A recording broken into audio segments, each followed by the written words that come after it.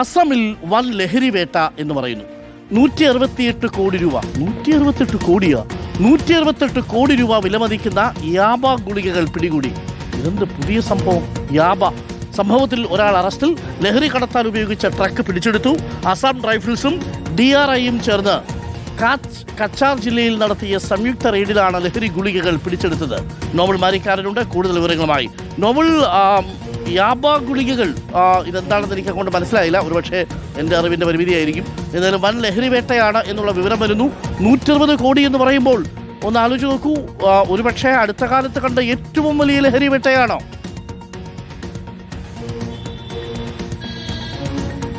അരുൺ, രാജ്യത്ത് അടുത്ത കാലത്തുള്ള വലിയ ലഹരിവേട്ടയിൽ ഒന്നാണ് ഇപ്പോൾ അസാമിൽ ഉണ്ടായിരിക്കുന്നത്. 168 കോടി രൂപയുടെ യാബ ഗുളികളാണ് ഇപ്പോൾ പിടിച്ചിരിക്കുന്നത്. 5.6 ലക്ഷം രൂപയുടെ ഗുളികൾ പിടിച്ചെടുത്തിട്ടുണ്ട് എന്ന വിവരമാണ് ലഭിക്കുന്നത്. പ്രധാനമായും അസാം റൈഫിൾസും അതോടൊപ്പം തന്നെ DRIയും സംയുക്തമായി നടത്തിയ ഓപ്പറേഷനൊടുവിലാണ് ഇപ്പോൾ ഈ വാഹനമടക്കം പിടികൂടിയത്. കച്ചാർ ജില്ലയിൽ നിന്നാണ്, അതായത് അസാമിലെ കച്ചാർ ജില്ലയിൽ നിന്നാണ് ഈ വാഹനം പിടികൂടിയത്. നേരത്തെ ലഭിച്ച വിവരത്തിന്റെ അടിസ്ഥാനത്തിലായിരുന്നു പരിശോധന എന്നാണ് നമുക്ക് മനസ്സിലാക്കാൻ കഴിയുന്നത്. മണിപ്പൂരിൽ നിന്ന് 60 കിലോമീറ്റർ മാത്രമാണ് ഈ കച്ചാർ എന്ന് പറയുന്ന അസാമിലെ ജില്ലയിലേക്കുള്ള ദൂരം എന്ന് പറയുന്നത്.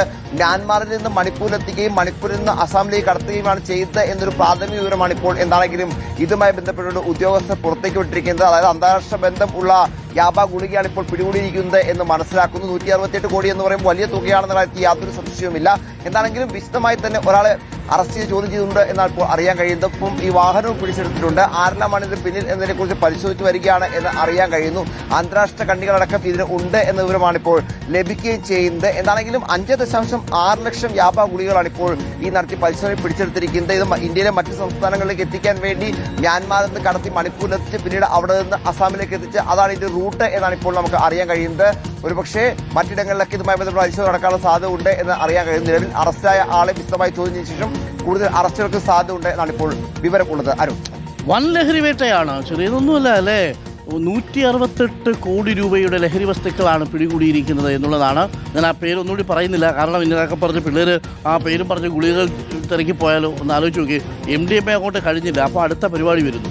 168 കോടി രൂപയുടെ ലഹരി വസ്തുക്കൾ, ഇതൊക്കെ നമ്മുടെ നാട്ടിലോട്ടുമൊക്കെ കൊണ്ടുവരാൻ വേണ്ടി കൊണ്ടുവന്നതായിരിക്കും അല്ലേ? ആലോചിച്ച് നോക്കി. ഇതൊക്കെ കഴിച്ച് തലയൊക്കെ കിറങ്ങി ഇങ്ങനെ ആകാശത്തൂടെ ഇങ്ങനെ നോക്കി നടക്കുന്ന മനുഷ്യരുണ്ടാവും. എന്താ അല്ലേ ഈ ഭൂമിയിലുള്ള എത്രയോ മനോഹരമായിട്ട് രുചികൾ അല്ലേ, എത്രയോ ഇതൊക്കെ കണ്ട് മനസ്സ് ആനന്ദ തുന്തുലിതമാകുന്നതിന് പകരം ഇതേപോലെ സാധനങ്ങളൊക്കെ വലിച്ചു കെട്ടി ഇതേപോലെ തുന്തുലിതമാവേണ്ട വല്ല കാര്യമുണ്ടോ?